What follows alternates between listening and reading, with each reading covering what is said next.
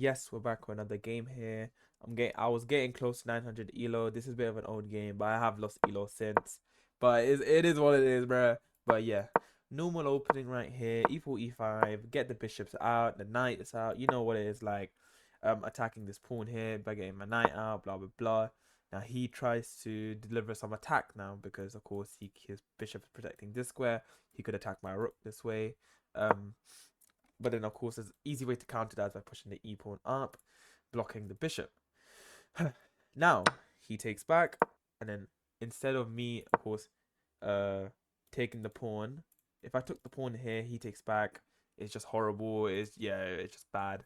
I'd actually decide to. Oh, sorry. I decide to attack the bishop right here, and um, he responds with doing this, which I find quite peculiar, very bizarre. But then I took it. I took it, and then he does a discovered attack. Uh, I don't know what I don't know. Okay, I don't know. I took it with my queen, which is a bit interesting because I could have taken it with the knight, but I wanted to activate my queen instead, which is a fair play, possibly because I could check and fork for the pawn. That was kind of the idea, right? Then he took the hanging pawn, of course, that was left here. And then I took that other hanging pawn, making an equal trade, attacking the queen at the same time.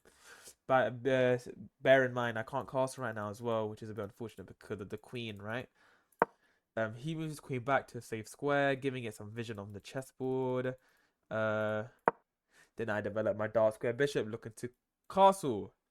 Keep that in mind, castle, and he pushes his pawn down, attacking the queen, and then yeah, I do the fork that I mentioned earlier, right there, going for the pawn. Nice. And then he stacks his queen on his sorry, he stacks his rook on his queen, looking for some type of attack. And then I did this move, which is the one of the worst moves I've done in my entire life, because I meant to short side kingside, well kingside castle it, but I misclicked and I actually did this, which is actually a big blunder because then he developed his bishop. I this was probably the blunder here, I guess, because I attacked the queen. I did have my knight, of course, protecting it, but he sacked his queen. I took back, and then he took my knight, and then he took my rook. He sacked his queen, for a knight and two rooks. Yeah. I'm still up one material point, but I still lost a lot of material, and it was because I misclicked. It is what it is. But also doing this move with the rook wasn't that smart as well. But it is what it is. Um, yeah, that happens. Okay, that's probably the worst part of the game. My misclick and the rook move, but that's fine because I take the hanging pawn right here with check. He moves back. He can't castle anymore, so now he can't castle. Yeah.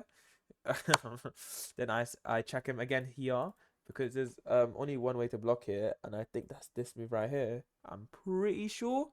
No, no, he could do this as well with the knight. But what did he do? Yeah. He decided to defend it with the knight. Then I simply put my bishop on this, and it's essentially forced checkmate, I'm pretty sure, because the queen is pinning the knight to the king. The bishop is, of course, providing a safe square for the queen to checkmate. Um, Now he pushes his pawn down. Maybe I think this is just the way. I don't think. Yeah, I don't think he knew what to do, and I decided to checkmate him right there. I made a big blunder, but I still decided to win. This is a very fast video, and I'm sorry, but I don't really have any other games because I've been on like a 5 losing streak with my rapid games. So I came back to one of my older games. I decided to make a video on it because I thought the misclick was a bit funny and a bit weird. So yeah, yeah, safe.